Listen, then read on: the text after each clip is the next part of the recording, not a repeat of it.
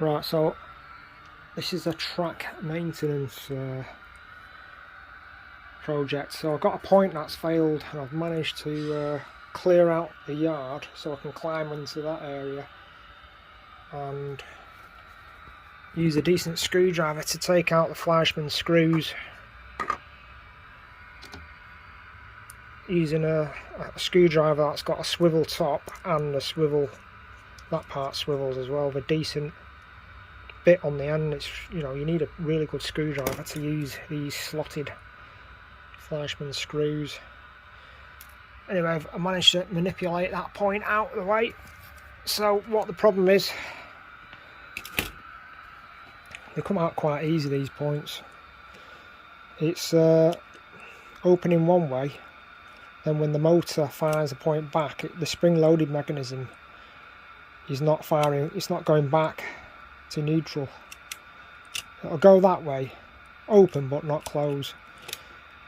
Actually, it just went back then.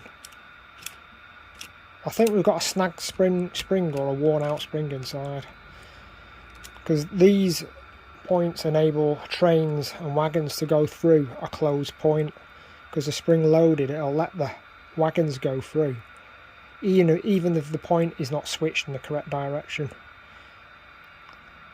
going through the point backwards. And that's the whole idea of it. They're really good design, and these come apart. The old mechanism is accessible by bending back the lugs, metal lugs, and then you can get access to the back. But it might be just a snagged, something snagged or worn out. It might even, oh, hang on, it's semi-working there now. That is strange. Sort of half working. So it is working, sort of, so it might just need, it might be a bit of gravel, or could be anything, debris, it could be a bit of cleaning, debris from track cleaning that's got into the area here. Because that's working now, that's bizarre. Yeah, so doesn't need anything doing. I was going to strip it down and redo it, but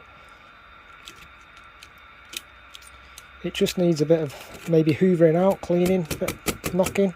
Sometimes that happens, especially when you've got ballast as well near the track work, especially around the points. You've got to be careful on these mechanisms. But I've got a track box full of backup track here of various different descriptions, and I don't have to go into that now, because I was going to put the replacement track in and then repair this and then put that back into storage, but now I don't need to do that because this is actually working. So I'm going to hoover it out. That's the next thing to do. Right, so I'll give it a good clean out, and it's working.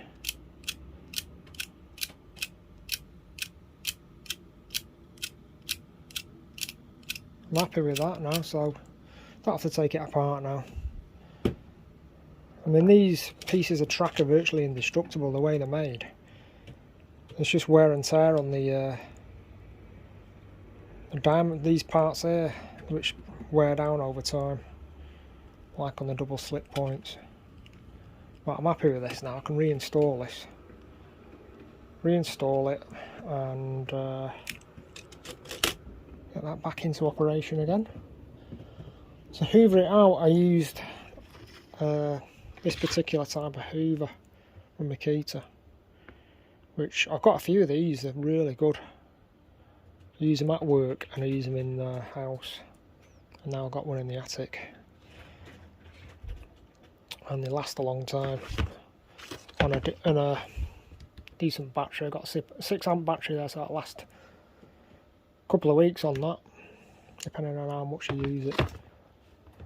But that's a great little hoover with various different attachments you get with it. It's a Makita LXT. You buy the body and the actual, you know, the main pipe work with it, but you don't get the battery. The battery is your choice on what sort of battery you want to put on. But that's what I use for that, for getting rid of the debris around the points. Really nice. So I'm going to put that back. but not screw it down. I'm just going to put it back temporarily to see how we go on, and then I'll screw it up, tighten it up when I'm happy, 100%. Right, so just test the point now.